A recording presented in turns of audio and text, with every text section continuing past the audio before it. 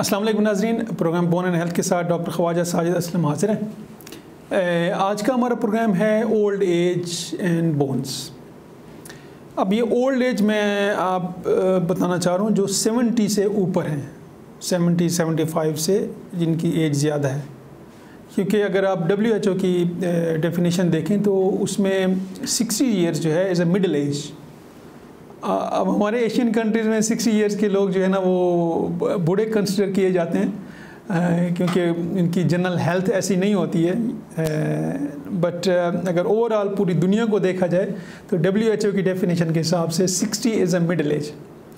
हम Asian country की अगर बात कर लें तो मैं अभी जो हम डिस्कस करने जा रहे हैं old age and bones. So old age means people above 75 और 70 ईयर्स ओल्ड। एज जो है ना एक फिजियोलॉजी है, पैथोलॉजी नहीं है, नॉर्मल मैकेनिज़्म है। जिस तरह एक बच्चा होता है, फिर जवान होता है, फिर बूढ़ा होता है, इज़ अ नॉर्मल थिंग, ठीक है ना। जिस तरह प्रेगनेंसी है वो नॉर्मल है, फिजियोलॉजी है, पैथोलॉजी नहीं है, बीमारी कोई नहीं है ये प्रेग्नेंट होना, प्रेगनेंसी होना। इसी तरह बूढ़ा होना बीमारी नहीं है, ये एक नॉर्मल प्रोसेस है। हर बंदा बूढ़ा होता है, जवान होता है, बच्चा होता है, बूढ़ा होता है, तो इसको कभी भी बीमारी तस्वर नहीं करना चाहिए। जब ओल्ड एज होती है तो सिर्फ मल्टीपल चेंजेस आती हैं बॉडी में, रिंकल्स आ जाते हैं, बाल गिर जाते हैं, बाल ग्रे हो जाते हैं, वाइट हो जाते हैं, आँखों की बिनाई कम हो जाती है, सुनने की सलाहियत कम हो जाती है, खाने की मिकदार जो आप खा सकते हैं वो कम हो जाती है, आपकी हड्डियाँ मसल्स वीक हो जाती हैं। इट्स नॉर्मल थिंग, ये पैथोलॉजी नहीं है, ये कोई बीमारी नहीं है जो आपको ओल्ड एज की वजह से होती हैं, ये नॉर्मल है। एज ए ऑर्थोपेडिक सर्जन जो मैं ये डिस्कस करना चाह रहा हूँ कि बुढ़ापे में अगर आपकी बोन्स वाकई कमज़ोर हो जाएंगी तो आप इसका क्या ख्याल कर सकते हैं कि आप ज़्यादा अरसा तक आपको बोन्स के प्रॉब्लम ना हो, बोन से रिलेटेड स्पेशली प्रॉब्लम ना हो। एक तो आपकी डाइट है, which is most important. Old age में खाने की एब्जॉर्प्शन, फूड की एब्जॉर्प्शन कम हो जाती है, ये नॉर्मल मैकेनिज़्म है। फूड की एब्जॉर्प्शन कम हो जाती है, मैदे का साइज़ ग्रेजुअली स्लोली कम होना शुरू हो जाता है। तो जब मैदे का साइज़ कम हो जाएगा तो आप बूढ़े बंदे ज़्यादा खाने की ज़्यादा मिकदार नहीं खा सकते हैं, ठीक है ना। पेट उनका जल्दी भर जाता है। जब पेट जल्दी भर जाता है तो ऑफकोर्स ज़्यादा अमाउंट में फूड नहीं होती है, तो उनको वो कैलोरीज़ जो एनर्जी मिलनी चाहिए, जो एक यंग बंदा ज़्यादा अमाउंट में खाता है उसको ज़्यादा कैलोरीज़ और ज़्यादा एनर्जी मिलती है, तो ओल्ड एज में उसको कम मिलती है। उसका बेहतरीन तरीका ये है, और उसके अलावा इसकी एब्जॉर्प्शन भी कम हो जाती है। आप जितना खाते हैं बुढ़ापे की एज में खाना एब्जॉर्ब नहीं होता, हज़म नहीं होता है। उसका बेहतरीन हल ये है कि बुढ़ापे में आप वो ग़िज़ा खाएँ जिसमें कैलोरीज ज़्यादा हों, तवानाई ज़्यादा हो, लेकिन अमाउंट मिकदार कम हो। मिकदार ज़रूरी नहीं है कि आपने 2 रोटियां खानी हैं, आपने 2 प्लेटें चावलों की खानी है और बिरयानी की खानी है, ये ज़रूरी नहीं है, ठीक है।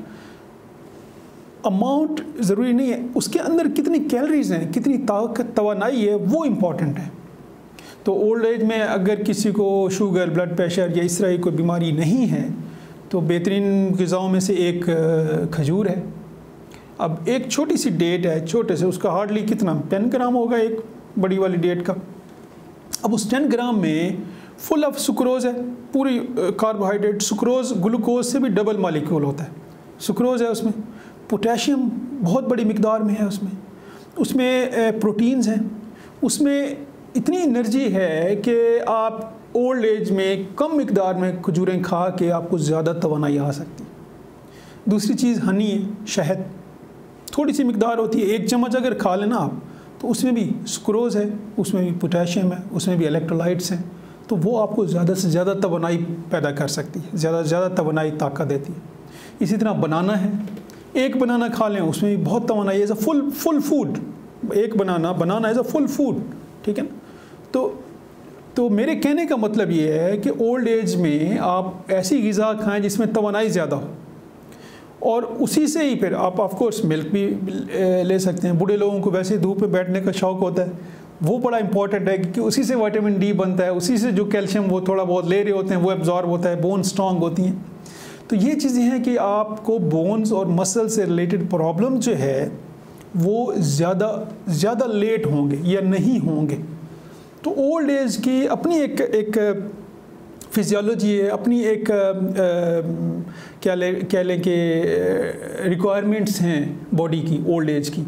तो उसको हमें समझना, ओल्ड बूढ़े लोगों को और जो उसके इर्द गिर्द जवान लोग हैं या फैमिली वाले, उनको समझना ज़रूरी है कि हम अपने बूढ़े लोगों को ज़बरदस्ती मत करें कि ये आप 2 रोटियां खा लें, आप पूरी प्लेट चावलों की खा लें, क्योंकि वो नहीं खा सकते, उनके स्टमक में इतनी कैपेसिटी नहीं होती। तो हम उनको ऐसी चीज़ दें जिससे कम मिकदार में हो। हम ज़्यादा दफ़ा दे सकते हैं, दिन में 5 दफ़ा खाना दे सकते हैं उनको।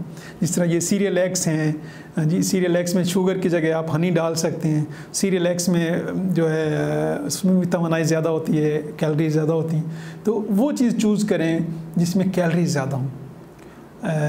वही कैलोरीज आपकी बोन्स, मसल्स और बॉडी को स्ट्रॉन्ग रखेंगी। अपना और अपनी फैमिली की सेहत का ख्याल रखिएगा। डिस्प्ले पे मेरा नंबर है, इन केस कोई चीज़ डिस्कस करनी है आपने या अपॉइंटमेंट लेनी है, you are most welcome. Thank you.